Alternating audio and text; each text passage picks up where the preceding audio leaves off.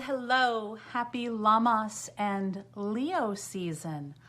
I'm going to take you on a little journey inside my current visual journal that I'm working on that celebrates Lammas and helps me explore the season, what's going on the earth and in the earth, and what's going on in the skies, in the cosmic realms above. So I'm just going to show you quickly the very beginning of this journal. It's not the very first page. I think it's maybe the second page. And you see that I introduced the idea that I'm exploring Lammas. We've got a card here with the woman, with the wheat bundle. We've got some of the stars up here from an antique star chart, which introduces the idea of exploring the season of Lammas on the earth and the energies that are going on in the heavens above. This is on a card that has the Ogham tree alphabet around the border and then some imagery of trees on the inside. And that's because there's a lot going on in my life, in my real life, in the actual real world with trees that is significant to me. So there's a tree theme going on in this journal also. So that slips into a little pocket here. We see a reference to the moon. We see, again, this female figure and these seed heads. This is, I think, Queen Anne's lace that's gone to seed. And so this sort of sets the mood and captures the atmosphere of the season of Lammas. And I've been working on this since the very last few days of July, working my way through. And I come to here where we're looking at Leo season. So I'm going to clip this a little bit so that I can show you what's going on the pages. You put a clip here and whoop, here we go. All right. So here we have Leo season. You might have heard of the Lion's Gate portal that peaks on 8/8. Leo season, the constellation of Leo and the sun in that constellation is a particular time of year. It holds a particular kind of energy. There's also the star Sirius rising. That is a very important part of Egyptian mythology that I tend to work with at this time of year. So let me show you some of the things that I have in here. I have this little card, which in the background has a labyrinth. This is a bit of a painting from the wall in an interior building from ancient Egypt. And she has her hands raised in sort of a praising or worshiping kind of position. There's this lovely sort of cosmic, atomic, quantum imagery on the back. The lotus here, this is a lot of mystical symbolism here, and I won't go into that all, but this lotus is part of the wall painting, and I had to move it to include it, but it's repeated here sideways on the little tab that's there. And then further in, we have this card, which has Isis and her son Horus, and then the pharaoh, who is the earthly representation of the divine being, the divine presence, and we have a sun wheel above. So this triad of Great Mother, her son, and then human divine representative on earth is exceedingly important in a number of cultural mythologies and belief systems, and it's hugely potent, and I work with it a lot, getting even more deeper into it this year. And this season of the year for me is a good time to really deepen into that. On the back of this card is the pathway of Venus as she travels her circuit in the sky. And then further back in this pocket, we have this, Seek the Door that offers depth, with an image of Isis here outspreading her protective wings to her people and her children. So all of that is very potent, ancient imagery and mythology that I tend to work with at this time of year when Sirius, the star, is rising in the sky. That's the dog star. We're entering into the dog days of August, which is something else I typically explore. And here we have the lion, the Lion's Gate portal marking that. And when we flip the page, we've got some more earth imagery. We have seed and gifts. So I don't do a lot of long form written journaling in my journals. I prefer to do my inner explorations visually. And so I'll use a word or two or a phrase, and I will just use that to spark my inner explorations. So here we have this idea of seed. This is on a Trust Your Inner Wisdom card. And all of these cards are Journey Circles cards from Journey Path Institute, and I am a licensed Journey Circles facilitator, as well as a creative depth coach certified through Journey Path Institute. And you can also buy these cards and learn how to use them. Here's a card that says gifts. This season is oftentimes about the gifts of the earth and what they mean. This is a Remember Your Sacred Power card.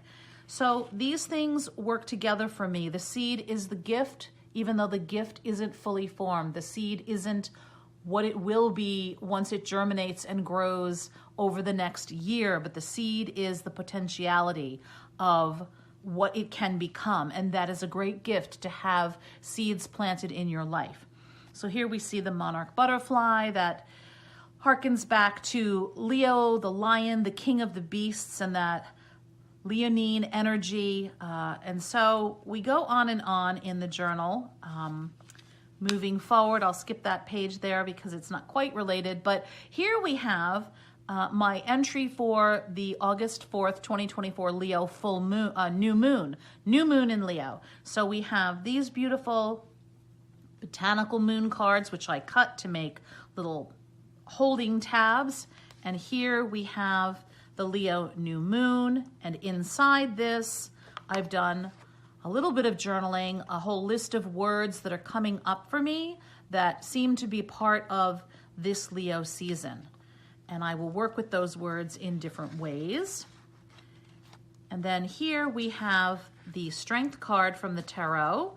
This is from a large sheet of paper that has prints of early Italian imagery from the Tarot. It's in Italian La Sforza. This is Strength, and this is the Virgin. This is Virgo, and we'll be in Virgo season in a few short weeks.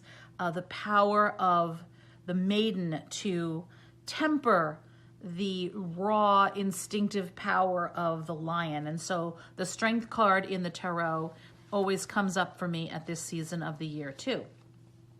So I have this visual journal. I have some words. I have cards that can come out and be laid on the table. And then what do I actually do with them? Well, one of the things I very often do is I combine the cards in here and the images in my journal with the tarot. So I'm just going to show you how I might do that. I'm going to just pick a tarot card at random. And let's see, let's take this one off the top. And we have the Knight of Cups.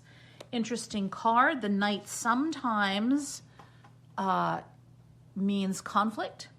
It sometimes means messenger.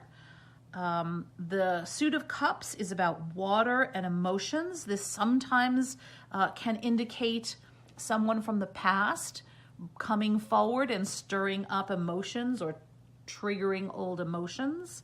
But here in this situation, I'm going to relate the Knight of Cups to the rising waters of the Nile, which happens when the star Sirius rises, bringing the rich and fertile flooding waters. But because the Knight sometimes indicates someone from the past returning, I'm going to interpret that for myself in my own journal here with my own imagery that I've collected as the potential or the possibility that some emotional component of my past is going to rise up during this season and provide fertile ground for seeds that will blossom and grow probably next year into gifts.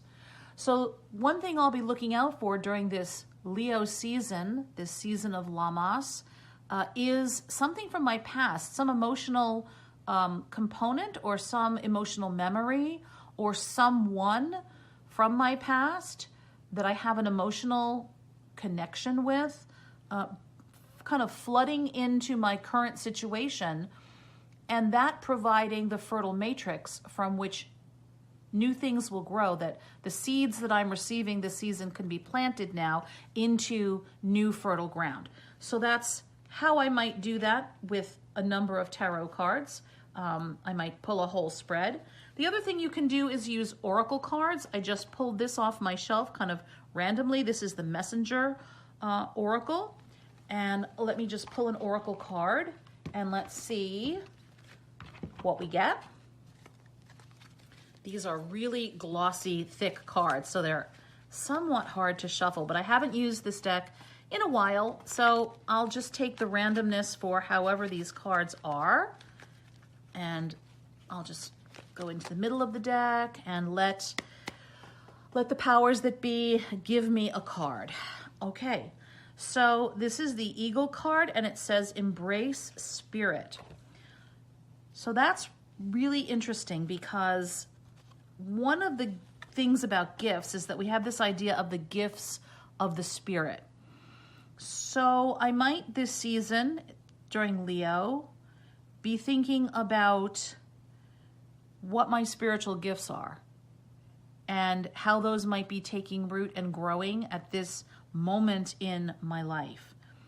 So the other really interesting thing is that the lion and the eagle are very much related. The king of the beasts, the eagle is often thought of as the king of the birds. They are two symbols in I think the Persian zodiac, but they're also two of the animals that represent the four archangels and the four, you see them, they're the four gospel writers, but they're also the four angels or the angelic beings that Ezekiel sees in the wheels within the wheels. And you also see them, I'll see if I can pull up the card real quick. You see them around the Wheel of Fortune. Here they are in the tarot. So here's the lion and here's the eagle. So this is really, really interesting. And what's really interesting for me is I made this video and then I had to remake it. And the first time I made it, I pulled tarot cards, and the Wheel of Fortune was actually one of the cards that I pulled. And so I think that's interesting for me that I would have pulled this card, then I had to redo the video, and then I pulled this oracle card that was the eagle and the lion. So there's a whole lot here for me to be thinking about, and this is a way that you can visual journal. You have the opportunity to be creative and to have the embodied, kinetic, somatic feeling of cutting, gluing, tearing, the experience of being immersed in imagery that then becomes symbolic for you.